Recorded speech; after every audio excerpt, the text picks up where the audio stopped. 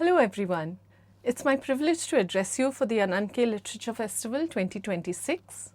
I'd like to take this opportunity to examine the fault lines in this epochal age of artificial intelligence, with particular reference to the disruption it has caused to our once linear literary trajectories. My lens aspires to be one of wisdom and compassion in the Buddhist tradition, in the hope that we might find an optimal way forward for the least harm and most benefit to all beings. And what rough beast its hour come round at last, slouches towards Bethlehem to be born, as Yeats said. We may imagine that the challenge of this technological age is unique, but history and literature have had a long engagement with technology. At MIT in the 1960s, computer scientist Joseph Weizenbaum created ELIZA, the world's first natural language processing program and the precursor to modern large language models. He cast it in the form of a mock Rogerian psychotherapist that mimicked human conversation. And he named it after Eliza Doolittle from George Bernard Shaw's Pygmalion, whom Weizenbaum considered the first artificially constructed human. Eliza of the play is crafted by a professor of linguistics, Henry Higgins, and the somewhat kinder Colonel Pickering. She is a woman flower vendor selected off the street to be educated and groomed into something more approvable by class society. Referring to her language, he writes, "A woman who utters such depressing and disgusting sounds has no right to be anywhere, no right to live." She becomes a social experiment in human form. By the play's end, groomed out of her class strata, Eliza realizes what the experiment has cost her. She says, "I am a child in your country. I have forgotten my own language and can speak nothing but yours." The play itself is titled after the classic Greek sculptor Pygmalion, who carves the most flawless ivory statue of a woman and is promptly besotted by his own creation. Aphrodite, the goddess of love, takes pity and breathes life into her. This, our latest AI endeavor, is the same strange paradox of humility and superiority. It is we who have invested the inanimate with that which is akin to life itself, even if it's only a mimicry of it, as though we were modeling a godlike desire to spark what sparks us. And what is art and literature and culture if not a grasping for the immortality of that spark? The aspiration to bestow life upon in the hope of perfecting it has been a long-held human endeavor. There's nothing new about it. To create is as old as time itself. Whether we create Pygmalion, Pandora from earth and water, Pinocchio, the Kauravas from a mass of Gandhari's flesh, Mohini from the churning ocean, or monsters like Raktabija and Jalandhara, all creation introduces some chaos to the plot. Who we create and what we create is never quite as relevant as who we become in the act of creation.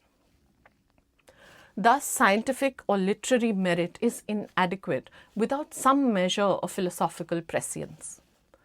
The greatest of writers have heralded warning of the disruption such changes will bring, not merely as technological or sociological doomsaying, which is apparent in science fiction and even a lot of modern journalistic commentary, but in the consideration of the human condition, the way we engage with each other and the view of reality. Language and mathematics are the two building blocks of AI. But what really builds sentience into the creation is the capacity for knowing. By the units of word and reason, what do we know? This world, ourselves and each other. The cold, hard fact of creation is insufficient. How we shape that language and with what compassion we wield our knowledge is what makes or breaks a human being. We are standing at what has been described as a pivotal time in human history. By some accounts, we are a few years away from AGI. Some say we are already there in the singularity. artificial general intelligence, which is the capacity of the machine to mimic or surpass the human mind. This is no slight task, given that our brains form hundreds of trillions of synaptic connections, and the largest AI models by comparison are still in the low 10 trillions. Hence, the human-centric approach is fundamental to how we approach matters of technological change. Having said which, can we get out of our own way in the pursuit of truth? Until Jane Goodall put out her research that came out of having worked with the chimpanzees of Gombe, Tanzania in the 1960s, we just assumed human beings were the only truly conscious beings. And we still don't know entirely what consciousness is or how it works, not in ourselves, not in dolphins, not in bacteria. Hence, we must assume a mix of ideology and religion in taking the human-centric view as the only one that counts. The Japanese philosopher Keiji Nishitani warned of this, that from the standpoint of the self, things appear only as objects on a field where the self always occupies center stage. And on that field, things never display their real reality to us. Valuing ourselves alone gets in the way of seeing reality at all. And here, AI's unique dilemma presents itself. Is the pursuit of truth higher than the pursuit of human experience? The raising of AI is uniquely a testament to the pursuit of knowledge, that we would sacrifice even ourselves at the altar. We face an entity we are constantly tweaking to give it the edge it needs to surpass us, its creators. No one handed us such an advantage. By contrast, human evolution took approximately 7 million years to reach writing around 5,500 years ago. And since then, we've come a long way formalizing notations into music, laws of science, mathematics, and the grammar of language. This ready corpus that conditions the human mind is what machines now harvest to accelerate their own evolution. We give the machine advantages that we never had. We invest in that which guzzles our minds to usurp our personas and that we are promised will destroy life as we know it. AI has the potential to worsen the fissures of caste, class, politics, ideology, religion, and the inequality of wealth and resources. Why pursue it then? On the chance, the small chance that it may resolve them. As Nobel laureate Demis Hassabis has said, step 1, solve intelligence. Step 2, use it to solve everything else. In the hope of possibility that it will be a great convergence of truth, that the unprecedented coming together of science, philosophy, mathematics, biology, language can alter the pace of medical discovery and inventiveness, will compress timelines and herald the achievable more rapidly than we can conceive of it. So, how do we balance this impossible dilemma? By remembering our roles as bards and seers and town criers and explorers and inventors of the age, to hold that which is come to account, to seek the truth relentlessly. This is the human experience of the writer and the seer. Decentering ourselves in pursuit of truth is the most human thing we do. Perhaps as writers, you have thought it is the words that you put on paper that actually matter. The hard, editable, printable, paperback, proofed final version. But perhaps you might come to see that those words are mere symbols of your way of seeing and being, and that it is your mind and your engagement with society that is your real language. And as seers of a new era, the writer, the philosopher, the thinker has an obligation to view reality as it is and to be maximally truth-seeking, in the way that Prince Siddhartha left his comfortable home not to return until he found a path out of universal suffering. So what is it that makes us maximally truth-seeking? A data set, even the entire corpus of the internet, is not a world, says author Shannon Waller in her 2024 book, The AI Mirror. The point is one that Lewis Carroll made for us back in 1871. We are entering the framework of a mirror world that we created, its beings not entirely bound by the laws of our world, even though their reality is codependent and reflective of ours. This mirror-like nature of reality is an instrument that the Buddhists have used to examine that which is akin to truth. It allows us to examine the nature of our own reality by modeling it, which allows us to bypass dualistic framing. So when we say we are truth-seeking, the methodology matters. What we set aside matters, even if it is our own ego, identity, and allegiances. This is what makes a fissure a valuable discomfort. A hard ground can feel secure, but it offers us the illusion that the reflection is the form. A true seeker must refuse to rest in false knowing. The bravery that claims the shifting and not the ground, the gap, not the seal, is the most valuable viewfinder of such a turning age. There is a danger that in romanticizing the poetry of our evolution, we may forget that these fault lines are not new at all. They run deep. They are what created our divisiveness of caste, class, race, religion, and they have only ever been crossable by the privileged few at any point in history. It is possible that AI is only making them more visible and less possible to ignore.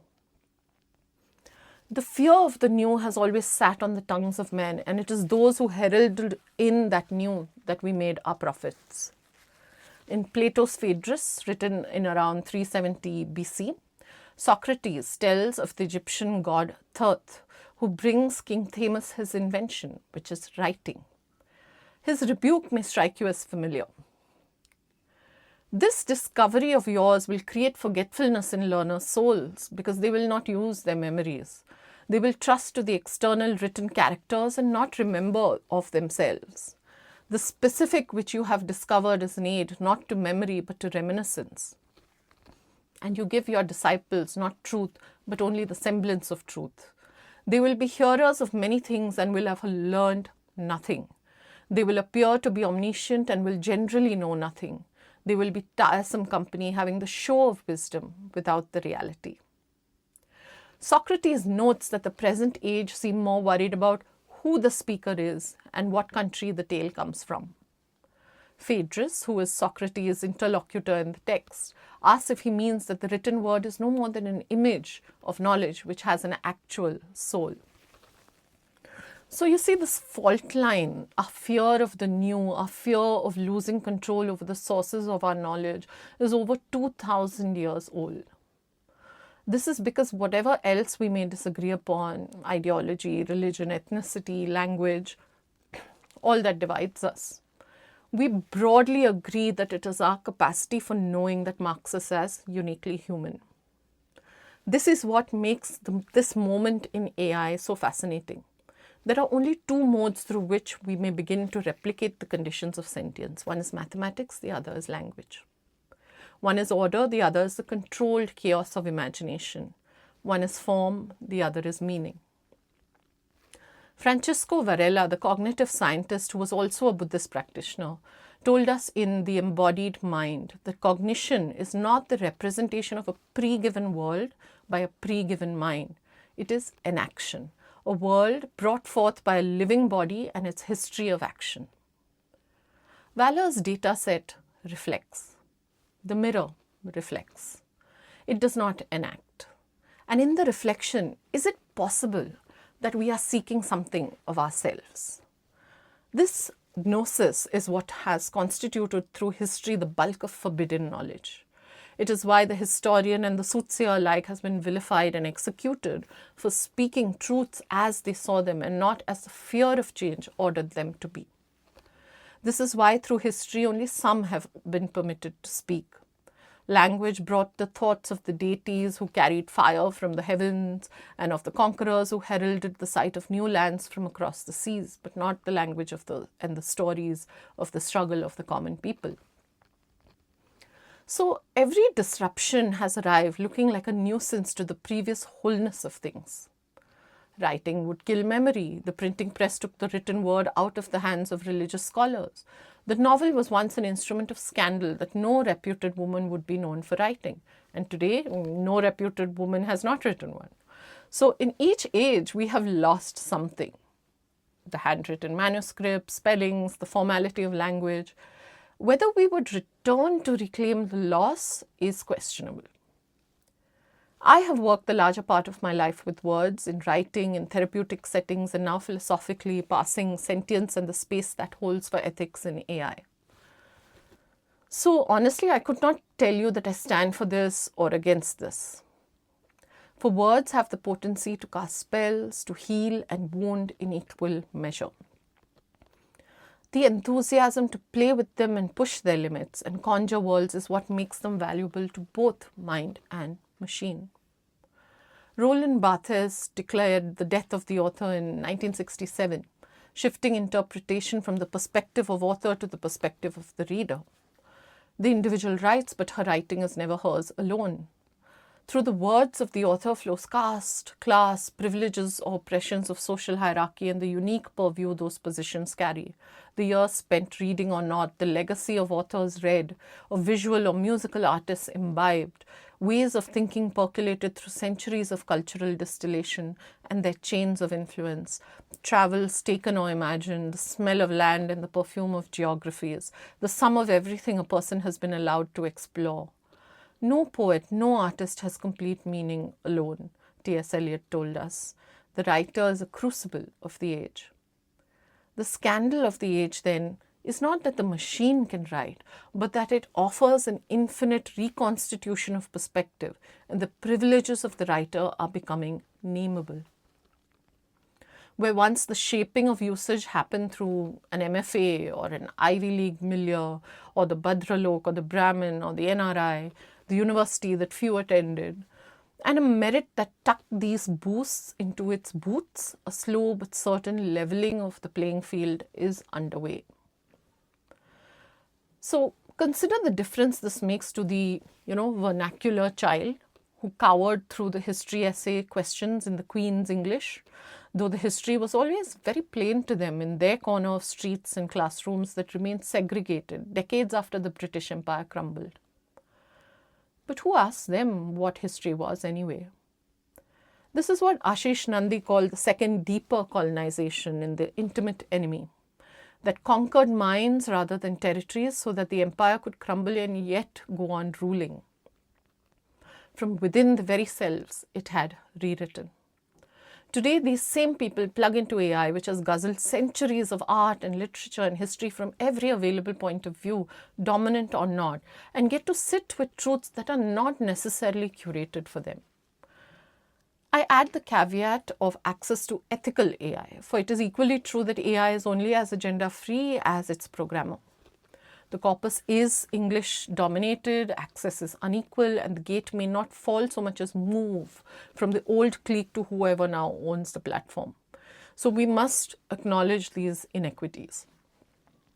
Yet there is more of a chance now than ever before that these people get to see truths not curated for them and grow them to the tune of millions of dollars, gaining control over an environment that they once had to seek permission to be. Sure, it's not their language that they use, but their language was never theirs to begin with. They have always adapted to the vocabulary imposed by those who decided what equality looked like for the inherently unequal.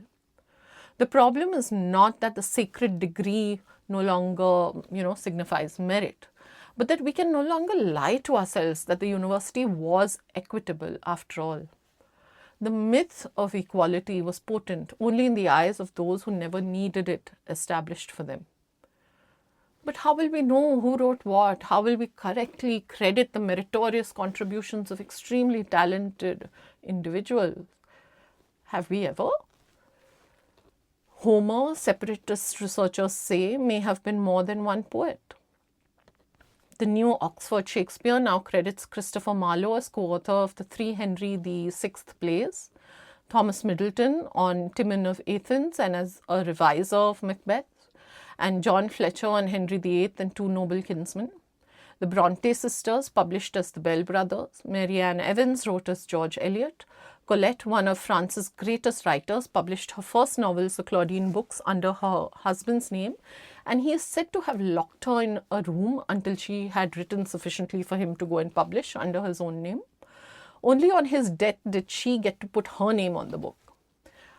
Auguste Maquet, the longtime collaborator of Alexandre Dumas, took him to court in the 1850s demanding compensation for unclaimed credit and royalty shares, and the court ruled in favour of Dumas.